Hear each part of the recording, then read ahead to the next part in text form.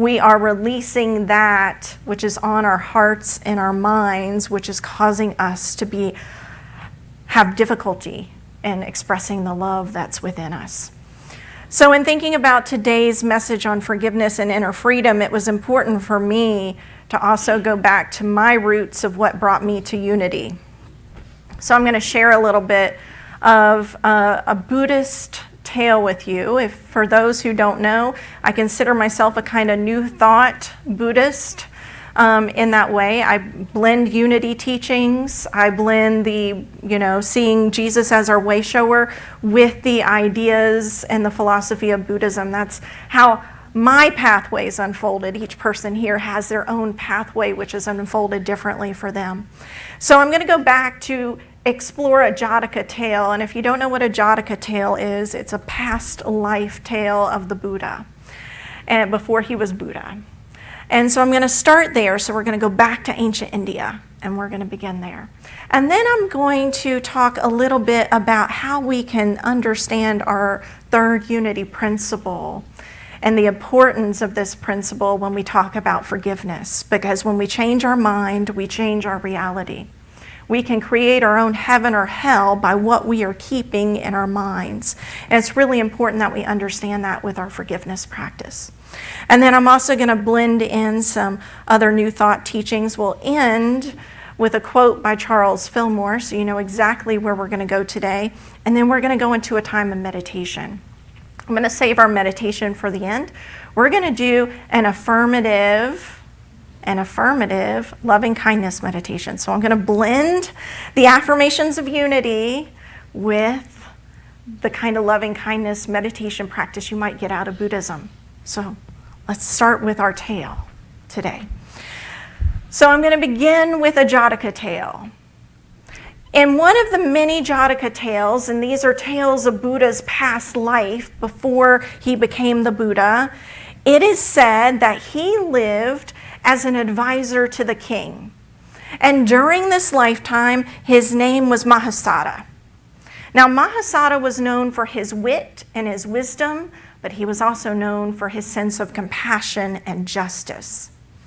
Now, as Mahasada was advising the king, we know how gossip works. He overheard a plot against his king, a plot against the kingdom, a plot that was started by a rival. And he was like, what can I do to protect the king and the kingdom? What happens if we do fall under attack by this rival kingdom? So he thought, and he said, you know what? I'm going to create an escape tunnel so that our king and any of our other advisors and anybody who is kind of family, they can get out of the kingdom. They can be safe. That's what he did. And as the plot kind of unraveled, so to speak, that was coming about, he got his king to safety. He was like, oh my gosh, now's the time. I've got to get the king to safety. After he got the king to safety, he had a chance to trap the rival in the same underground tunnel. It's here in the story that we learn that the rival kind of awakened to his error thinking. He came to understand how he was being manipulated, how he was holding a grudge, how he was kind of going against others and holding that kind of sense of wanting power and greed and other things. Now you can imagine what would happen if we were Mahasada, stuck in this tunnel with this rival. What would we have done? The choices are quite varied, right? Maybe we would have killed him for being a part of a plot against the kingdom. Maybe we would have retaliated in some way. Maybe we would have captured him and tortured him for whatever information he might have. Maybe we would have held on to that pain, that anger, that resentment for a lifetime. But this isn't the choice that Mahasada made.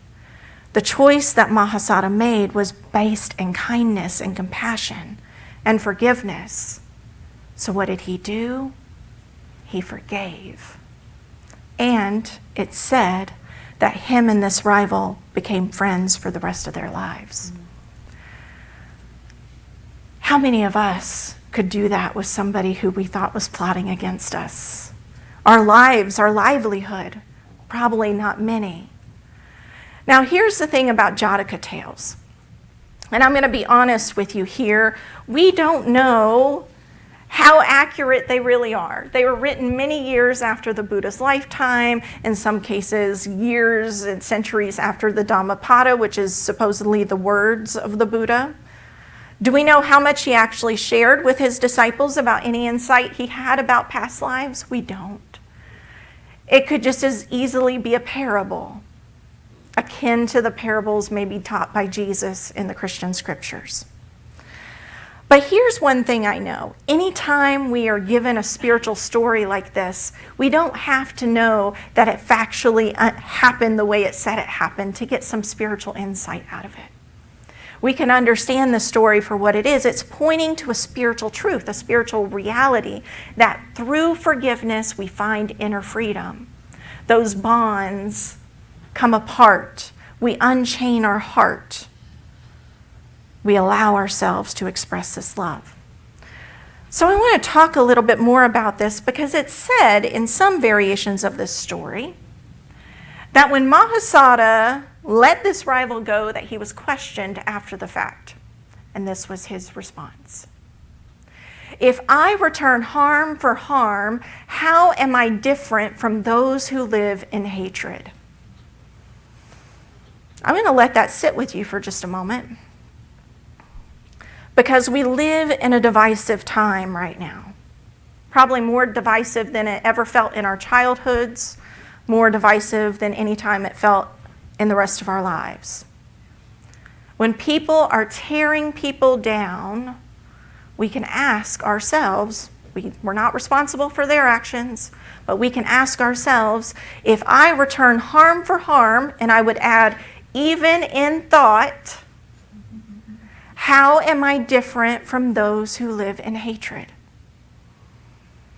It's a question that we can take into our forgiveness practice.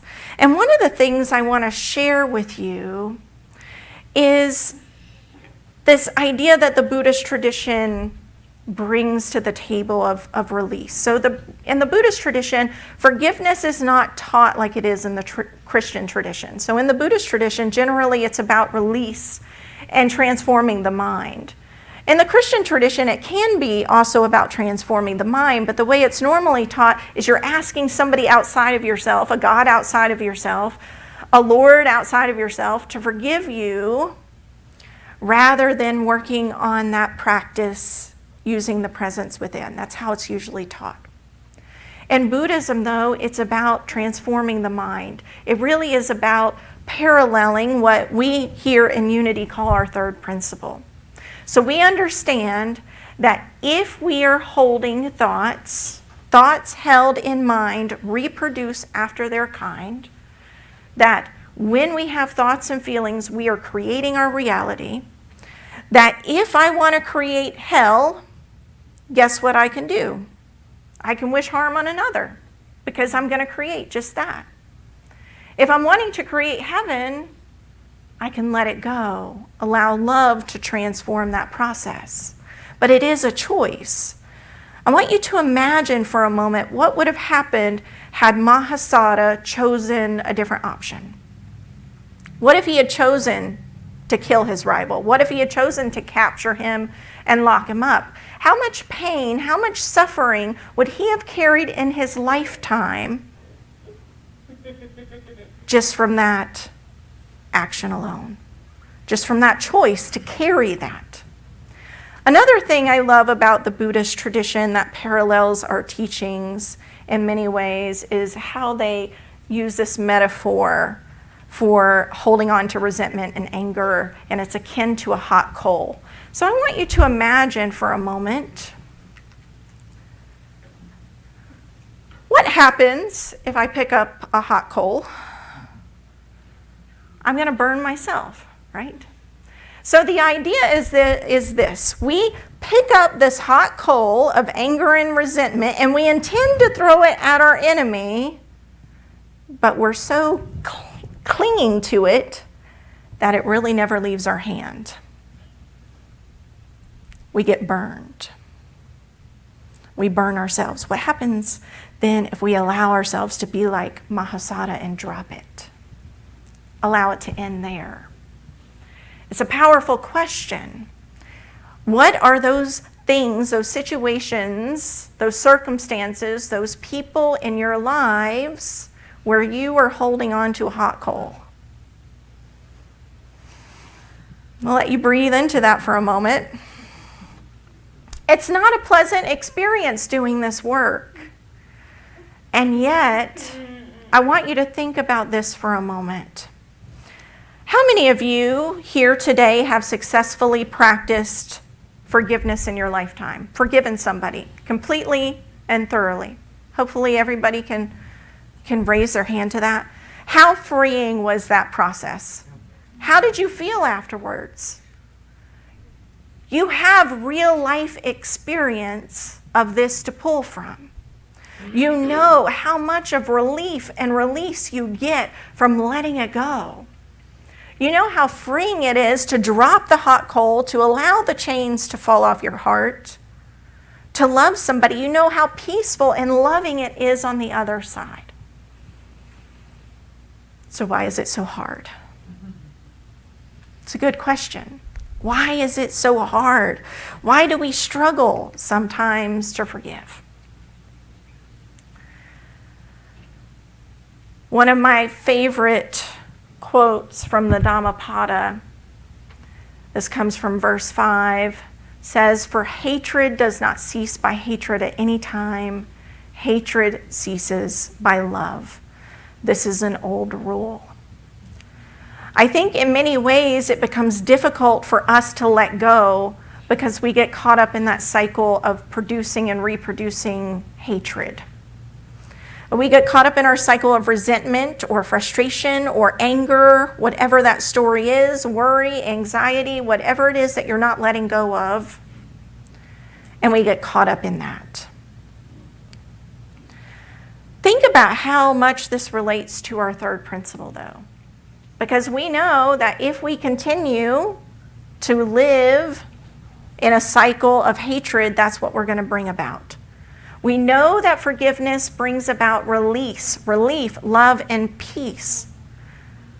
We know that with this process, we are capable of transforming our anger and resentment into compassion and love. We've been there before, we've done it. So why do we struggle?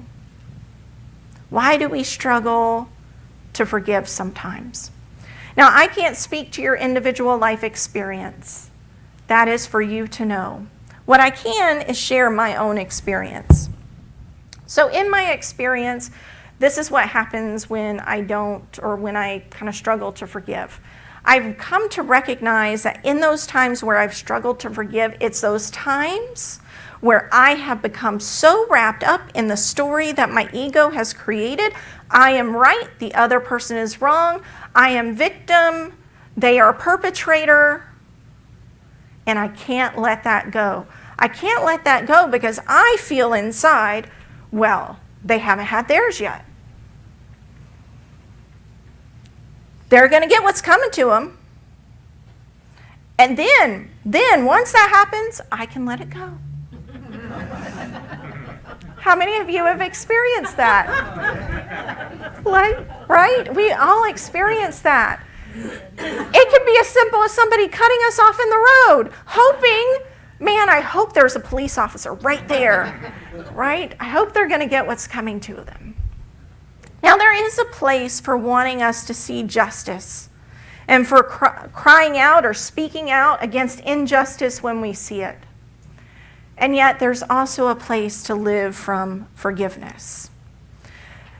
In my own self-awareness, in my own spiritual practice, I've come to realize that what happens in these stories oftentimes is that I become a victim of somebody else's disrespect, somebody else's inconsiderateness, somebody else's disdain, or even contempt.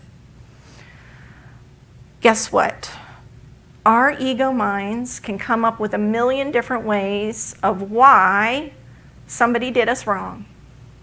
We have this beautiful thing in our minds called our power of imagination. And as we spoke of before Easter, we talked about the misuse of imagination and what happens with that. And we use that all the time without realizing it. We misuse our imagination. Why did that person not care enough to come to me and ask me how this would affect me? Why did this person not respect me enough? Why did this person not love me enough? That one's a big one. Think about your siblings or your parents or your grandparents or your children or your significant others who might have injured you. How many times have you asked that question? Why didn't they love me enough? Why did they hurt me? And here's the thing, the ego's going to come up with a million answers of why it's obvious. Well, they hurt you because they must not care about you. They must not love you. They must not have taken you into consideration. And we get in that place of rightness again. I'm right, they're wrong. Just wait, I want them to hurt and to know how much I hurt. And then, once I know that they know how much I've hurt, then I'll forgive. We've been there. We've all been there. And sometimes with our loved ones, it's the most difficult because we feel like they should step forward. We have shoulds and coulds and would haves. So what are those hot coals that we're carrying there? Because in reality, I would say 98, maybe even 99% of the time, what my imagination comes up with has nothing to do with why the person chose the actions that they chose. I never stopped to even ask them. Hey, Susan, I felt hurt last week when you said that thing. Can you just tell me if that was, I don't think that was your intention. Can you just tell me what your intention was when you said that? It was out of my mind. Somebody could say, I was running late for a meeting.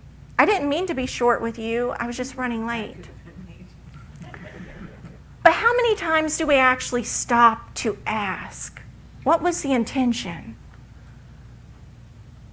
It doesn't matter oftentimes to the ego how well-intentioned or not, what the other person intended or not, because the ego wants to be right. Well, the ego is not spiritual truth. The ego is rooted in our human experience. And most of the time, this human untruth replaces any notion that we have of spiritual truth when we're hurt and angry. It doesn't allow us to see spiritual truth. Here's another thing that I've come to recognize, though. It doesn't have to be this way. When we encounter somebody doing something wrong to us, when it hurts, we don't have to keep holding on to it. Now, here's the thing. I'm going to be clear with you on this. I'm not going to tell you to stay in a relationship that feels toxic. If this is somebody's repeated behavior again and again and again and again, there is spiritual wisdom and discernment and not allowing yourself to get caught up in that. And at the same time, if it's a relationship where you know the good way outweighs any negative that's happened, and you love that person, you want to see the best for them, are you willing to let it go? You don't have to forget. It can still be a lesson for both of you. It can still be an opportunity for growth.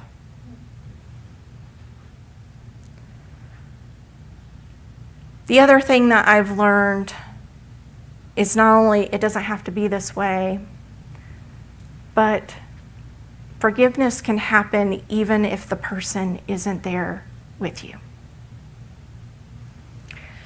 Now, my father was not in the top 100 of dads in the universe. He left when I was very young, about 5 or 6. I don't remember the exact year. I remember getting Christmas and birthday and Easter cards filled with money. I remember getting phone calls of promises. Oh, I'll come visit. And then I remember being crushed when that didn't happen. I remember holding resentment for somebody who I felt, what did I do? Why doesn't he love me? Why am I not enough? And I held on to this for years. Well, he died back in 2010.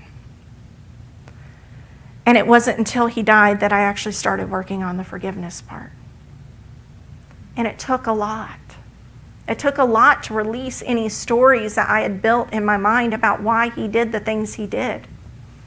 I found out after the fact that not only was he adopted, which I had known since my youth, but I found out that he had actually been passed around from family to family to family for several years before he was actually adopted by one of the family members. Imagine what that felt like. Imagine how hard it would be to love and to share that love and to feel committed to things throughout your life if that's the childhood you had. So to me, it no longer mattered what was the why. I recognized he loved me in the only ways he could, as imperfectly perfect in his humanness as he was. He still had that divine spark inside. He still showed others love through his friendships, through my stepmom, who he absolutely adored. He asked her to marry him time and time again, and she wouldn't take that next step in the commitment, but I could tell that he loved her. So here's the thing. People don't have to be present for you to forgive them. You don't have to give them a phone call if you don't want to. You could simply write a forgiveness letter and never send it. There's many ways that you can practice forgiveness, and it took me years to forgive my dad and see him in a different light, to change those stories I had created in my mind. So what are those opportunities for you? Because they're indeed opportunities. I hope that you see them as opportunities. It is through our forgiveness practice that we have the opportunity to challenge human untruth and replace it with spiritual truth. That's what Charles Fillmore calls us to do. Challenge human untruth and replace it with spiritual truth. That's the process of forgiveness. We have the capacity, the opportunity to demonstrate love, to open our hearts, to drop the coal. Whatever hot coals we're carrying, just drop them. Let them not burn you any longer. We have the possibility, the opportunity to uncage our hearts, to unshackle our hearts, to open whatever prison cells we might have created. And so I'm going to invite you here in just a moment into a meditation to start to do just that. Charles Fillmore, Unity founder, said this about forgiveness. It is through forgiveness that true spiritual healing is accomplished.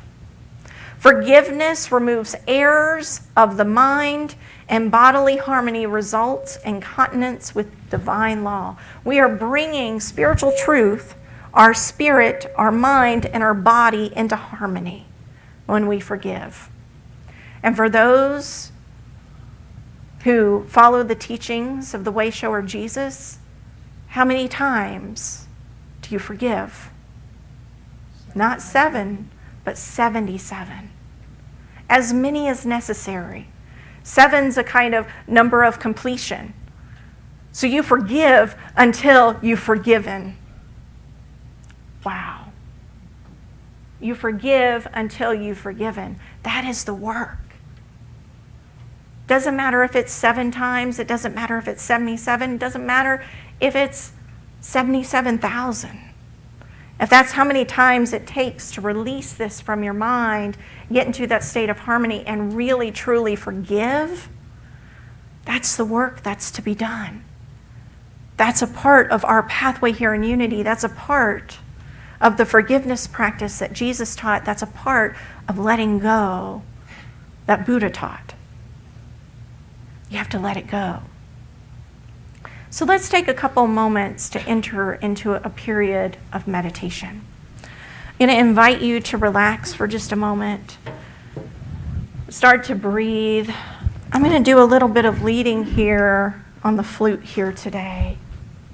And then I'm going to guide you through a little bit of a loving kindness meditation with affirmation. So I just invite you to get comfortable, to relax your body, to relax your shoulders, to allow your arms to sit by your side or in your lap, whatever feels comfortable. And if you're willing, you can keep your eyes closed for this experience.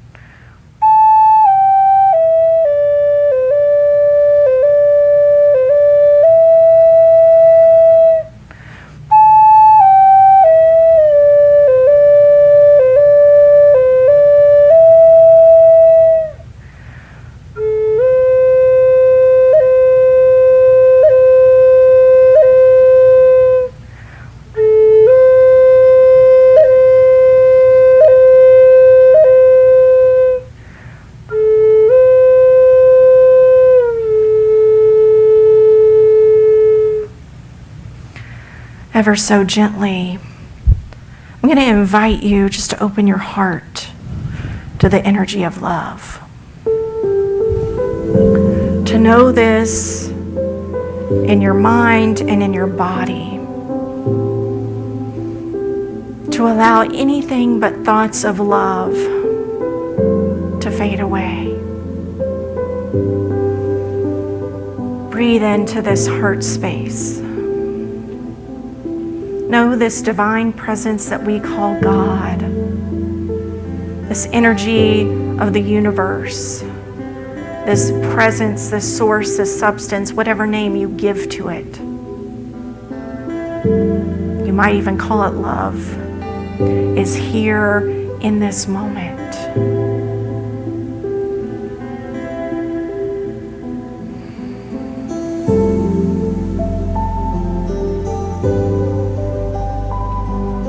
Know it for yourself. Know what it feels like for that divine presence to come into your awareness, for you to know that there is no place of separation between you and love. That there is no place of division. That there is freedom in this spiritual truth of presence right here, right now.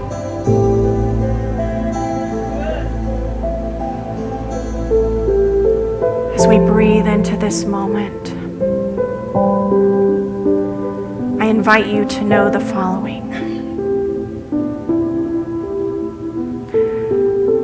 May I open to my healing and my wholeness.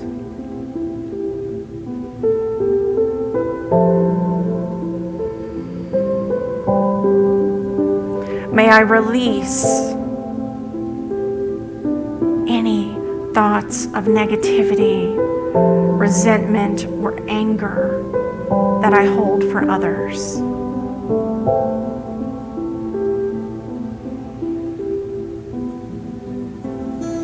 may I understand that love is my beginning and my being.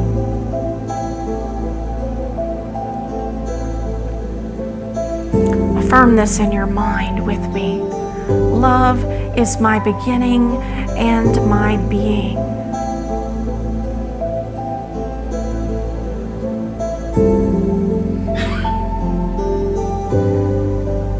As we breathe into this awareness, let us know the truth of these statements.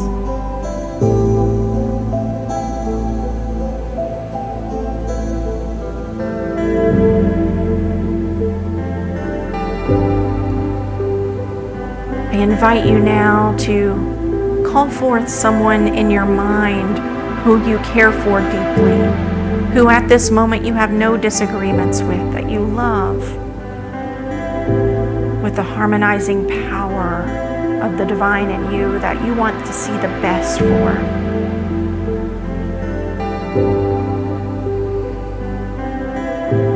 When you have them in your mind, just know this truth for yourself. As we say this to the person that is in your mind. May you open to your healing and your wholeness.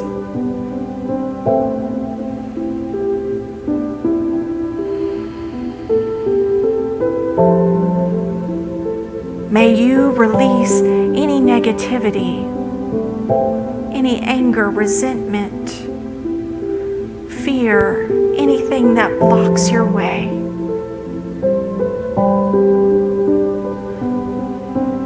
May you come to understand that love is your beginning and your being. Love is your beginning and your being.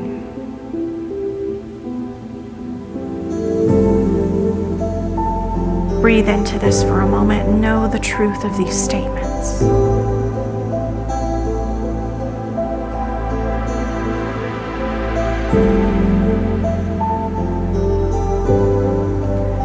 Now I invite you to move to bring to mind somebody who you have neutral feelings for. Neither positive towards negative. It might be somebody that you've just recently become acquainted with. Might be somebody who stands before you and checks you out at the grocery store. Might be somebody that you've just seen driving down the road.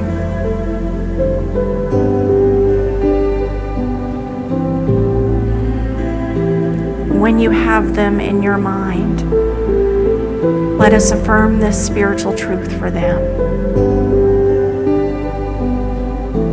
May you open to your healing and your wholeness. May you release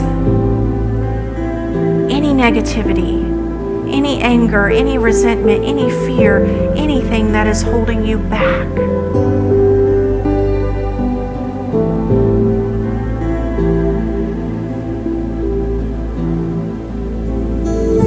May you understand that love is your beginning and your being. Love is your beginning and your being.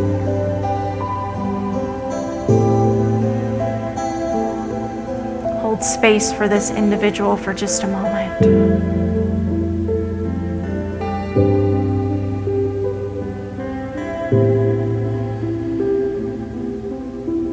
And invite you to take another deep breath here.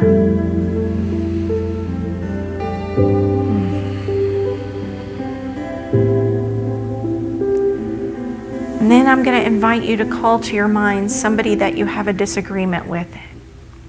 It doesn't have to be the worst disagreement. Just someone who you've held a little bit of resentment for, or a little bit of anger or frustration toward. It can even be something this week.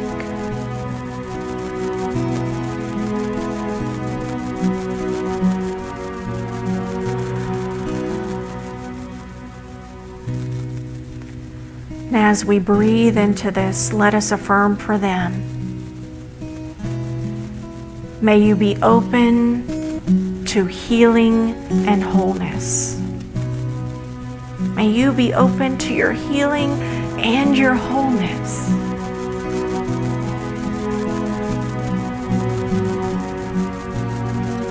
May you release any negativity, any anger, any resentment, any fear, anything that blocks your way.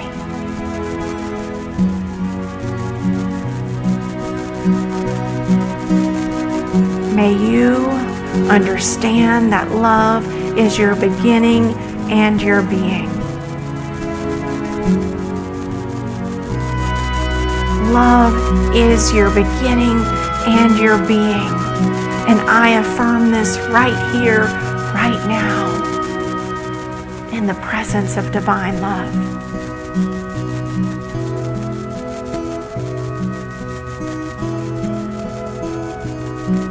Opening your hearts just a little wider here in this moment, I invite you to make space for all living beings in this moment. Big and small, whether they walk on land, fly in the sky, live in the sea. All living beings, let us affirm this for them.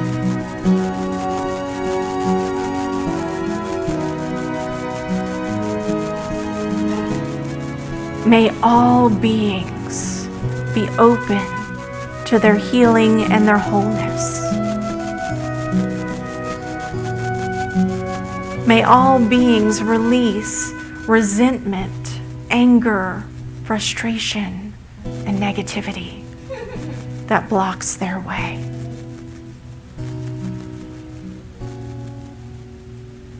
May all beings understand that love is their beginning and their being. Love is the beginning and the beingness of every living being on this planet.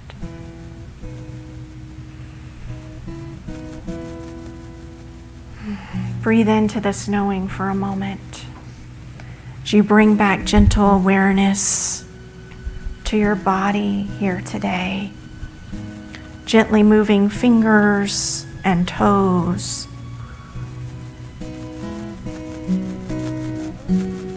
and just bring back gentle awareness a little bit at a time.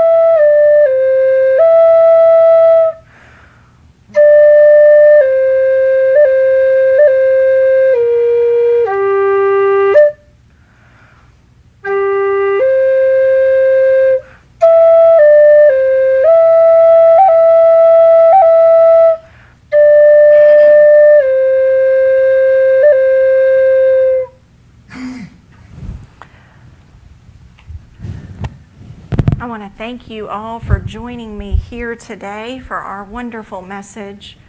For those who are joining us here today, I've printed out a little something special for each of you. If you want to dive deeper into your forgiveness practice, into reconciliation with another, I've created this for our prayer chaplain team for our upcoming training. And I just want to share this with you. It's a great resource using Corinthians, the passage Love is patient, love is kind. We all know this idea of love. It takes that into further awareness. It asks some of those questions. It asks you to question some of those stories that you have. And it invites you each and every day to know that love is your beginning and your being. These are located on the table in the back, so you're welcome to pick one up after service today. Thank you again for joining me in this deep dive of forgiveness and inner freedom. My wish for each of you is that you may find inner freedom through forgiveness. Namaste.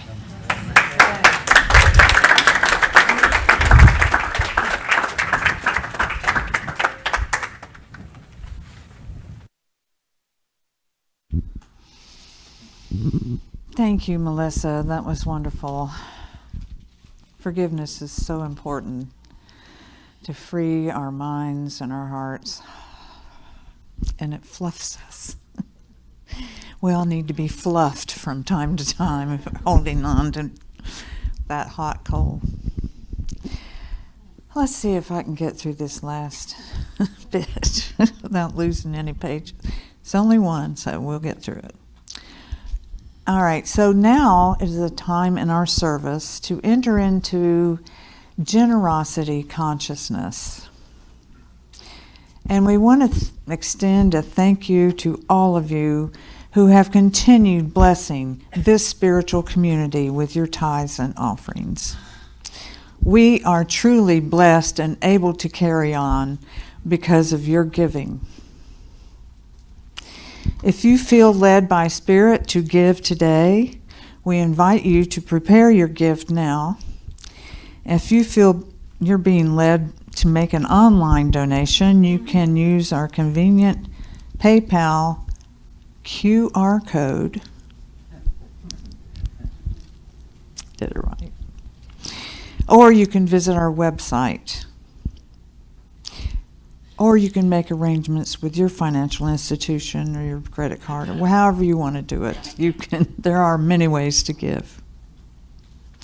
So we now invite you to hold your gift or the thought of your gift in your mind and in your heart as we say together there we go, offering blessing.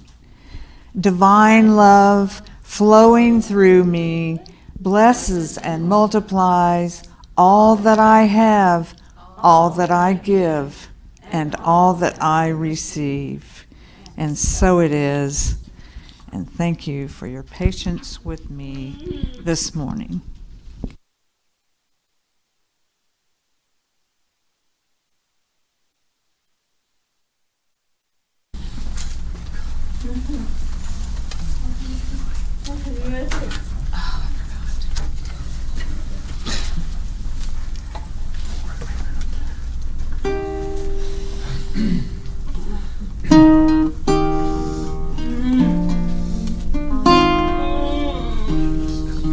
Grace, grace, finally I rest, no more guessing where I'm going. Finally I trust that the wind knows where it's blowing. You created heaven and earth, and long before my birth, the entire universe keeps turning. You hold every child in your arms, like the sky full of stars, and they know who you are. I'm burning. Grace, I can feel it. Grace, I can feel it. Moving through my soul, promising you'll never let me go. Finally I see every moment has its reason, simply meant to be, like the turning of the season. You created all with your hands. I need not understand the invisible plan. You're writing everywhere such infinite love, so much more than enough. It keeps lifting me up. I'm rising. Grace, I can feel it. Grace, I can feel it. Moving through my soul, promising you'll never let me go. Oh, grace. Grace, grace, grace, grace, grace, grace.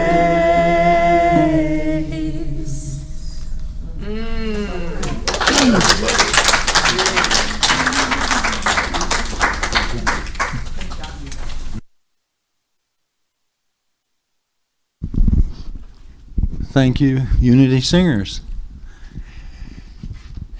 Thank you again, Melissa, for your message and meditation and the flute, well, along with the meditation. Very good job. Thank you.